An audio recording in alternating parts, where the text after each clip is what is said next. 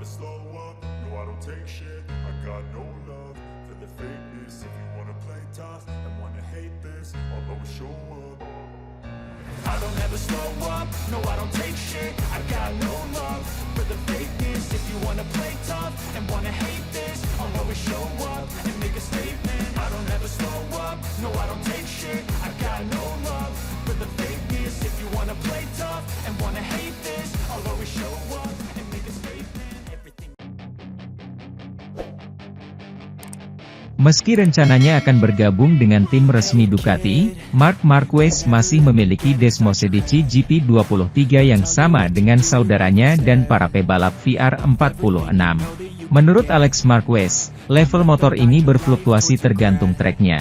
MotoGP sangat didominasi oleh Ducati sehingga di belakang pebalap model 2024, pengejar pertama adalah Marc Marquez, yang berada di trek dengan versi GP23. Namun, di tengah musim panas, pembalap Spanyol itu tampaknya mengeluarkan lebih banyak uang untuk pengembangan model terbaru, yang melampaui mesinnya sendiri. Dua keberhasilan dalam kondisi yang digambarkan sebagai aneh oleh orang itu sendiri tidak terlalu mempertanyakan keadaan ini, seperti yang ditunjukkan oleh GP Emilia-Romagna, di mana Marquez tidak berhasil mengikuti para pemimpin dan GP24 mereka.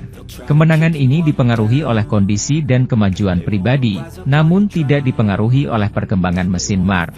Saya mendapat dukungan yang sama besarnya dengan GP23 lainnya, sama persis, tegasnya usai sukses di Misano. Dan untuk alasan yang bagus, semua pengemudi dengan model ini dijamin mendapat perlakuan yang sama. Tak terkecuali Marc Marquez meski ia dipromosikan ke tim pabrikan musim depan. Tidak ada bedanya, jelas sang kakak, Alex Marquez, yang juga pebalap Ducati 2023. Di dalam kontrak disebutkan, semua yang diterima GP23 harus sama untuk semua orang 4 potong, 1 untuk masing-masing. Bungsu dari bersaudara ini ditanyai tentang keseimbangan kekuatan saat ini dan khususnya tentang fakta bahwa MotoGP sekarang dapat dibagi menjadi 3 subkategori, dengan GP24, GP23, dan kategori lainnya. Tidak, selalu ada 2, candanya, seolah menempatkan mesinnya di urutan kedua. Saya pikir itu tergantung pada sirkuitnya, di beberapa sirkuit Anda dapat dengan jelas melihat bahwa motor tahun ini selangkah lebih maju, dan di sirkuit lain terdapat lebih banyak perbedaan. Bagi saya, di Silverstone jelas bahwa GP24 berada satu tingkat di depan para pembalap yang lain, bahkan Aprilia yang menang dan sangat cepat di sana. Tapi ada sirkuit di mana semua orang lebih dekat. Sementara itu, duet Pertamina Enduro VR46 Racing Team, Marco Bezzecchi dan Fabio Di Giannantonio, kompak dibikin terheran-heran oleh sambutan meriah dan heboh dari fans MotoGP Indonesia menjelang pekan balap di sirkuit Mandalika, Lombok, Nusa Tenggara Barat, pada 27 hingga 29 September 2024 nanti. Para pembalap MotoGP sudah mulai berdatangan, dan pada Rabu, 25 September 2024, sebagian dari mereka mengikuti parade di kota Mataram. Mereka adalah Mario Aggi, Marc Marquez, Jorge Martin, Enea Bastianini, Pedro Acosta, Luca Marini, Jack Miller, Alex Rins, Raul Fernandez, Bezzecchi, dan Giannantonio. Para pembalap memulai parade pada pukul 16 WITA di depan Taman Sangkareang di Jalan Pejanggik menuju arah barat dan finish di Teras Udayana. Para pembalap ini diarak menggunakan mobil trailer Mandalika agar masyarakat bisa lebih leluasa menyapa mereka secara langsung. Bezzecchi pun menjadi salah satu rider yang punya penggemar terbanyak di parade kali ini. Tak sedikit orang membawa bendera yang dihiasi nomor balap Bezzecchi. Ada pula orang-orang yang berlarian di sisi truk parade agar bisa mendapatkan tanda tangan Bez di berbagai jenis merchandise. Rasanya fantastis. Saya sangat menikmati dukungan yang kami dapat di sini. Menakjubkan melihat ada banyak orang datang hanya untuk bertemu dengan kami meski hanya beberapa detik. Jadi, sungguh menakjubkan melihat dukungan macam ini di belahan bumi yang ini. Saya pun sangat menikmatinya, ungkap Bez. Giannantonio juga tak kalah kagum melihat sambutan untuknya. Ia bahkan merasa seperti Justin Bieber yang kerap dielu-elukan penggemarnya. Di Gia pun berharap bisa membayar dukungan ini dengan meraih hasil baik di seri kandang sang sponsor utama timnya, Pertamina Enduro.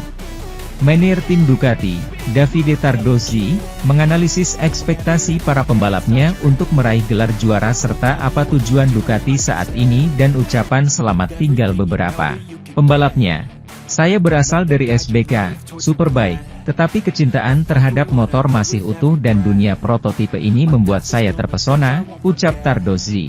Orang-orang di Ducati sangat baik, cakap, dan membumi. DNA MotoGP seharusnya tidak berubah, bahkan dengan hadirnya Liberty Media. Hubungan dengan fans di paddock ini adalah sesuatu yang unik, berbeda dengan Formula 1. Kalau ada yang bisa mengajari kita untuk menjadi lebih baik lagi, selamat datang, tetapi kita jangan meniru F1. Mengenai tujuan Ducati hari ini dan sebelum akhir musim, Tardozzi sudah jelas memiliki tujuan untuk meraih kemenangan. Kami berlari untuk menang, berkembang dan mencoba memberikan yang terbaik dari diri kami dan pembalap kami, ujar pria asal Italia ini. Kami harus 100% fokus pada tujuan ini bahkan pada titik di mana kami merasa lebih kompetitif. Saya tidak pernah meremehkan lawan saya. Mereka juga berteman dan bertetangga, meski sebentar lagi mereka akan berubah warna. Berbicara tentang perubahan warna, dapat dipahami bahwa kata-kata ini disampaikan melalui Pramac Racing yang mengganti mereknya, Yamaha, dan Jorge Martin. Pembalap utama mereka di tim ini yang juga berpindah ke merek lain, Aprilia. Hubungan telah baik selama 20 tahun dan akan terus terjalin karena merupakan tujuan bersama untuk meninggalkan satu sama lain dengan cara yang terbaik, ujar Tardozzi. Jangan pernah berkata tidak pernah dalam hidup, bahkan jika Anda menandatangani kontrak jangka panjang dengan Yamaha. Setelah salah satu pembalap hebat Ducati, seperti Jorge Martin, telah berganti merek, apa yang akan terjadi jika Francesco Bagnaia pergi? Dalam hal ini kita harus bertanya kepada diri sendiri mengapa kita tidak lebih baik dari mereka, mengetahui bahwa di Pramac Racing mereka memilikinya, ujar Tardozzi. Sementara itu, setelah pengalaman malang tahun lalu, manajer tim Pramac yakin bahwa Jorge Martin memiliki lebih banyak kualitas untuk ditunjukkan musim ini untuk mencoba menang melawan Pecco Bagnaia di kejuaraan. Setahun lalu, Jorge Martin memperebutkan gelar MotoGP untuk pertama kalinya dalam karirnya. Dia menghadapi Pecco Bagnaia, juara bertahan, dan mendapat manfaat dari kebangkitannya sendiri dan juga dari kejatuhannya yang telah membuat pembalap Italia di Barcelona tidak stabil dan tampil semakin mengancam seiring berjalannya balapan. Jelang 6 Grand Prix terakhir musim ini, yakni meninggalkan Jepang, pebalap Pramac itu kembali tertinggal 3 poin dari rivalnya yang memimpin klasemen umum. Oleh karena itu, situasinya kurang menguntungkan dibandingkan saat ini, karena pada tahap yang sama, dia sekarang unggul 24 poin dari Bagnaia yang sama. Namun, pada tahun 2023, peristiwa-peristiwa berikut ini sebagian besar menguntungkan pihak Italia, kecuali Thailand. Ditanya oleh situs resmi MotoGP tentang pelajaran yang bisa dipelajari Jorge Martin dan tim Pramac dari tur luar negeri tahun lalu, Gino Borsoy, manajer tim, mengambil visi bersama pada musim ini, yang coba didekati oleh pembalapnya.